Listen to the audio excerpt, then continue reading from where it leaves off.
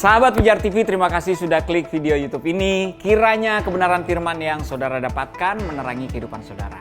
Dan untuk mudah menyaksikan video-video lainnya dan mendapatkan update dengan cepat, gimana caranya? Klik subscribe-nya. Jangan lupa berkat Tuhan jangan disimpan sendiri. Klik tombol share di bawah dan dibagikan video ini ke banyak orang sebanyak-banyaknya yang saudara kenal. Salam terang bagi Indonesia.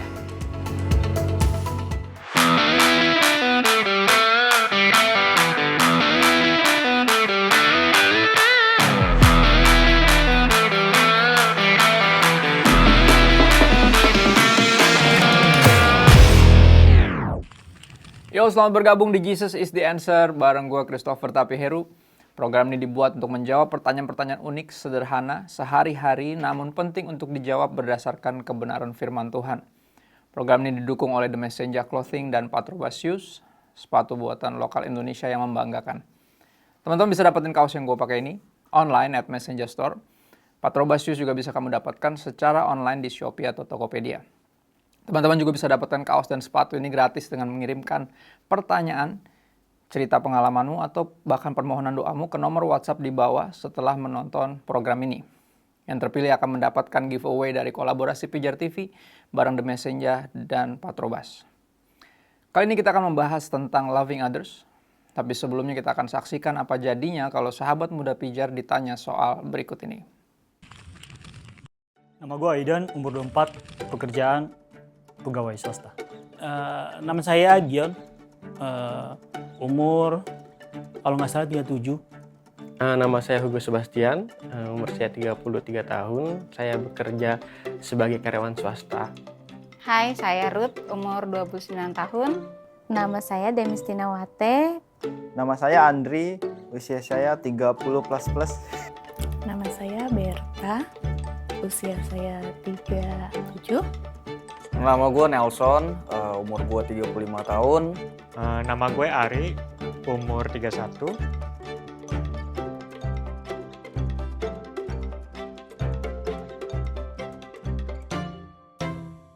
Gimana ya? Ya mungkin memang biar saling melengkapi kali ya. Perang dan kerusuhan itu bukan kehendak Tuhan, tapi itu adalah keinginan manusia, keegoisan manusia, dan keserakahan manusia. Nggak tahu gue itu. Dia mengizinkan nggak sih? Enggak ya? Bukan Tuhan yang mengizinkan perang, tapi itu karena kebebalan manusia. Ya, karena ada rencana Tuhan di balik itu. Kalau konteksnya PL banyak peperangannya, tapi itu bukan berarti mengizinkan pembunuhan, tetapi alasannya tentu hanya Tuhan yang tahu. Tetapi ada indikasi bahwa contoh kayak bangsa Israel membunuh satu bangsa untuk mendudukinya karena itu memang tanah yang dijanjikan. Tapi bukan berarti kita tidak mengasihi. Contoh Yesus bilang kasihilah musuhmu, doakan mereka. Kenapa diizinkan perang? Kurasa sih dia nggak izinin, tapi kita manusia yang izinin itu terjadi. Iya itu kehendak Tuhan sih, saya nggak tahu itu daulatan Tuhan. Kenapa? Ya buat gue itu bentuk ujiannya gitu. Jadi kalau lu suka damai tapi perang ya buat gue itu ujian sih. Pembuktian. Tuhan memberikan kita ujian, cobaan supaya kita lebih lagi mengenal Tuhan. Ya, suatu pertanyaan yang berat ya. Kenapa Tuhan izinkan perang, genosida, dan kerusuhan kalau dia ingin kita mengasihi sesama kita? Tapi yang kita tahu adalah mesti pahami adalah Tuhan mempercayakan free will kepada tiap manusia ciptaannya. Karena in order to love, untuk mengasihi, there ought to be free will. Harus dipercayakan free will. Ya, kebebasan untuk memilih. Pilihan untuk mengasihi atau yang lainnya. Sayangnya, manusia memilih yang lainnya selain kasih. Ya, memilih yang lainnya selain mengasihi. Tapi ini yang kita tahu, ya jelas tadi salah satu sahabat muda juga menjawab bahwa Lukas 6 ayat 27-28, Tuhan Yesus berkata, kepada kamu yang mendengarkan aku. Jadi ini spesifik buat Anda dan saya, buat kita yang menganggap serius apa yang Yesus bilang dan melaksanakan perintahnya. Pada kamu yang mendengarkan aku berkata, kasihilah musuhmu, berbuatlah baik kepada orang yang membenci kamu, Mintalah berkat bagi orang yang mengutuk kamu. Berdoalah bagi orang yang mencaci kamu. Dan ayat 36 dikatakan, bahkan Tuhan Yesus bilang, hendaklah kau murah hati sama seperti Bapamu murah hati. Ya, jadi jelas perintah Yesus adalah untuk mengasihi. Tapi sekali lagi manusia punya free will. Dan nampaknya manusia memilih tidak mendengarkan Tuhan, tidak lebih mendengarkan isi hatinya sendiri, keegoisannya sendiri, ya, ikutin emosinya sendiri, amarahnya sendiri, dan itu yang terjadi makanya. Ya, akhirnya perang, genosida, bahkan kerusuhan. Dan Yohanes 15 ayat 13, ya, Tuhan Yesus juga bukan hanya memfirmankan atau memerintahkan kita untuk mengasihi musuh, tapi juga mempraktekkan ini. Yohanes 15 ayat 13, Tuhan Yesus berkata, tidak ada kasih yang lebih besar daripada kasih seorang yang berikan nyawanya untuk sahabat-sahabatnya. Ya, Yesus meneladankan apa artinya kita memberi nyawa justru, bukan mengambil nyawa. Dan ini penting untuk kita sadari sehingga ketika Tuhan mengizinkan itu, kita nggak berfokus di apa yang nggak enak diizinkan terjadi, ya, tapi apa yang Dia perintahkan untuk kita lakukan, yaitu untuk mengasihi.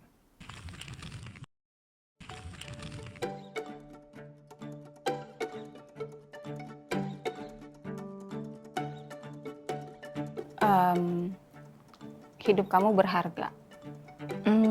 Mungkin karena dia ini ya terlalu depresi, ya kita berusaha untuk jadi teman terdekat dia biar jalan itu nggak sampai dia ambil gitu loh. Kita harus selalu menguatkan dia.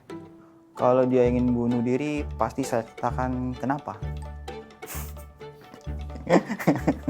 Mungkin secara teknis saya nggak tahu ya, tapi kalau ketemu langsung mungkin saya akan bilang bahwa yang berkuasa mengambil hidup itu hanya Tuhan. Jadi kalau kamu mengakhiri hidupmu dengan bunuh diri, belum tentu kamu mati. Mungkin bisa jadi hanya cacat aja, kan lebih menderita. Jadi lebih baik nggak usah bunuh diri. Ya mesti tanya dulu kenapa mesti bunuh diri.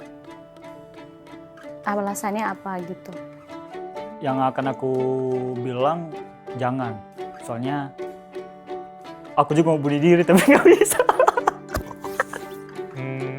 Jangan dong, karena masih ada kesempatan yang lain lagi daripada dia bunuh diri, sia-sia kan. Kalau dulu gue akan bilang go ahead, tapi kalau sekarang gue akan tanya apa sih yang lo butuhin. Terus terang gue nggak pernah punya teman yang berusaha untuk bunuh diri gitu. Tapi kalau misalnya ada salah satu dari teman gue yang mau bunuh diri, ya janganlah. Sebesar apapun masalah yang lu hadapin atau kita hadapin, ya Tuhan pasti ada gitu. Itu adalah hal yang salah dan Tuhan tidak menginginkan hal itu terjadi. Apa yang kamu katakan kalau temanmu sering bilang ia ingin bunuh diri, berarti kita jadi entah gimana, jadi tempat untuk dia bercerita, dia ceritain kalau dia mau bunuh diri. Ini yang aku pelajari dari beberapa orang yang curhat gitu ya. Aku selalu percaya orang kalau mau bunuh diri sebenarnya nggak usah ngasih tau siapa-siapa.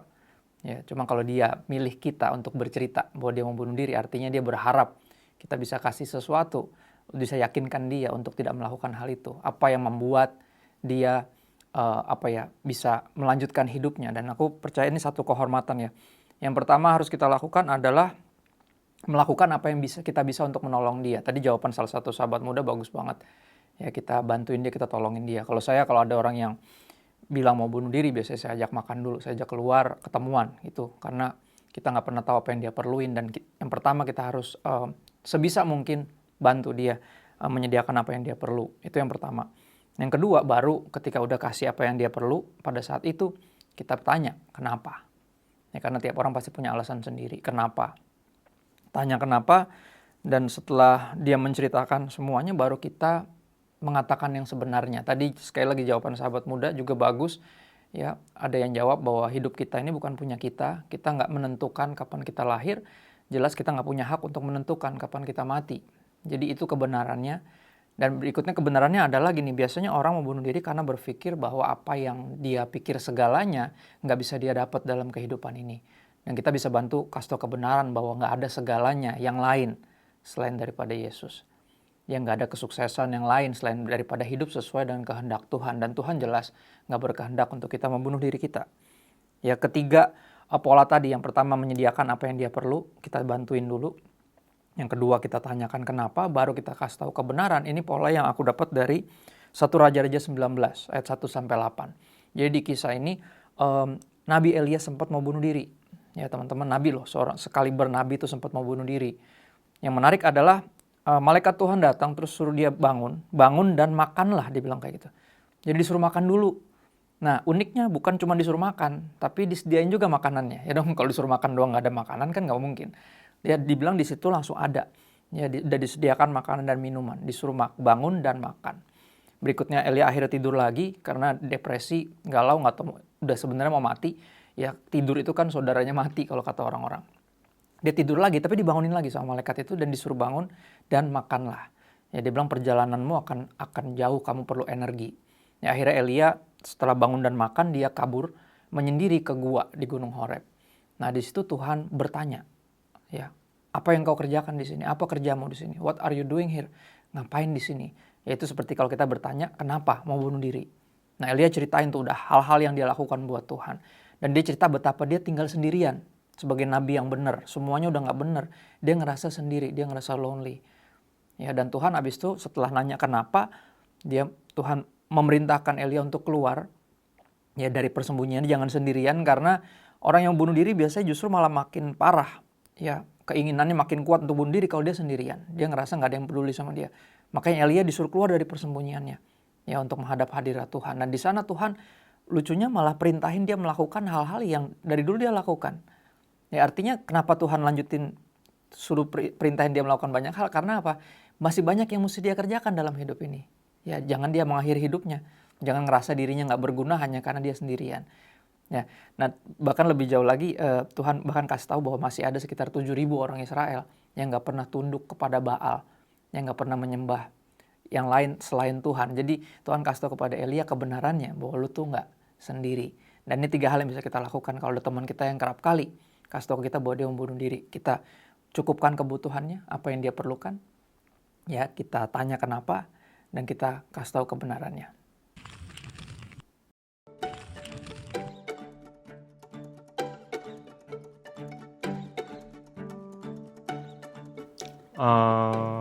Realistisnya baca Alkitab kali ya, terus lihat-lihat buku pengajaran, video-video pengajaran pendeta-pendeta gitu. Cara realistis untuk bercerita, menurut gue dari tindakan kita sih, keseharian kita, tingkah laku kita gitu. Ya mungkin bisa kita tontonkan sebuah film atau sebuah cerita tentang itu dulu sih, baru bisa. Dan sikap kita bagaimana itu. Cukup Injili aja, kayak jatuhnya mengkristenisasi mereka. Ya mungkin lewat kehidupan kita sehari-hari, kegiatan kita, atau apapun yang kita lakukan. Menceritakan tentang Tuhan itu adalah bagaimana kita menyatakan bahwa diri kita hidup itu lebih baik dengan Tuhan dan akan lebih buruk tanpa Tuhan. Yang realistis cukup lewat hidup gue sih, pengalaman hidup gue, gimana Tuhan baik sama gue di saat gue nggak baik mungkin sama dia. Cara yang realistis tentu mereka harus tahu Alkitab, karena tanpa mengetahui pengajaran Alkitab mereka tidak tahu tentang kekristenan secara utuh. Dengan mengatakan kasih melalui perbuatan kita. Gimana sih cara yang realistis untuk cerita ke teman-teman tentang Tuhan? Jawaban sahabat muda pijar menarik dan beberapa bagus-bagus banget menyatakan kasih dengan perbuatan kita. Itu jadi rangkuman yang baik. Kenapa? Karena gini, firman Tuhan berkata bahwa God is love. Allah itu adalah kasih. Tuhan itu adalah kasih. When love is real, people will believe that God is real. Ketika kasih itu nyata, orang akan mulai percaya bahwa Tuhan itu nyata karena Tuhan adalah kasih. Jadi itu penting banget. Ya makanya perintah terutama di Alkitab, ya Tuhan Yesus berkata adalah untuk mengasihi. Pertama mengasihi Tuhan dan berikutnya mengasihi sesama. Kenapa? Karena tadi ya ketika kita mengasihi, orang baru mulai percaya. Nampaknya Tuhan itu nyata karena dia adalah kasih. 2 Korintus 5:15. 2 Korintus 5:15 dikatakan salah satu tujuan Kristus mati di kayu salib adalah supaya kita nggak hidup bagi diri sendiri. Ya, aku bacain. 2 Korintus 5:15, dan Kristus telah mati untuk semua orang, supaya mereka yang hidup tidak lagi hidup untuk dirinya sendiri. Hidup untuk diri sendiri adalah lawan dari mengasihi.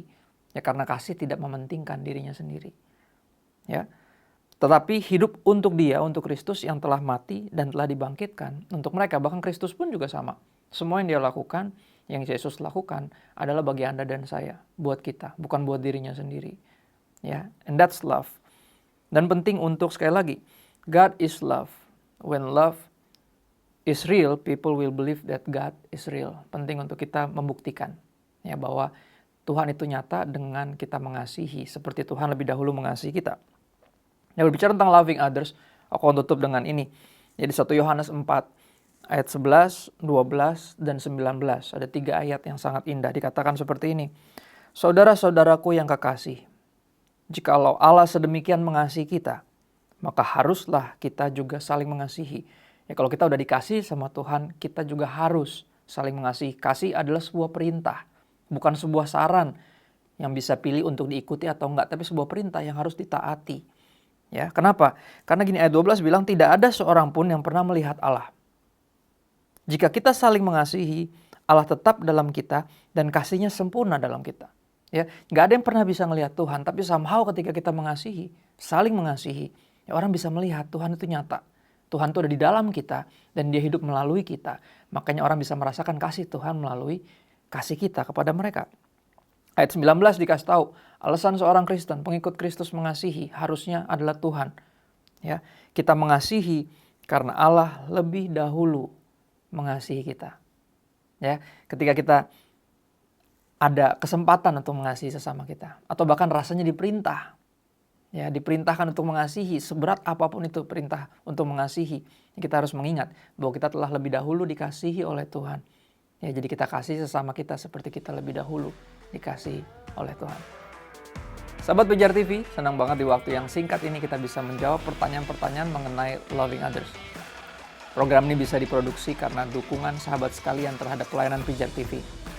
Dukungan doa, ide, bahkan dana sahabat sekalian akan terus memampukan kami memproduksi dan menyiarkan program ini. Bagi sahabat yang tergerak berpartisipasi mendukung pelayanan kami dalam dana, silakan berkontribusi ke nomor rekening yang tertera. Seberapapun donasi sahabat sangat memberkati pelayanan media ini. Kami akan kembali lagi di Jesus is the Answer minggu depan di hari dan jam yang sama untuk membahas pertanyaan-pertanyaan menarik lainnya. So don't miss it. Salam terang bagi Indonesia.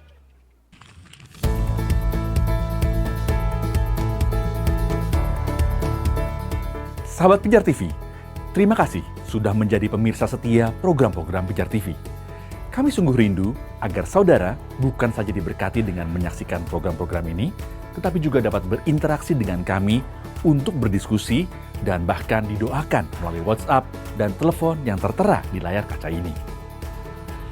Hubungi kami sekarang juga melalui WhatsApp. Tim Respon Pijar TV siap untuk melayani saudara. Salam terang bagi Indonesia.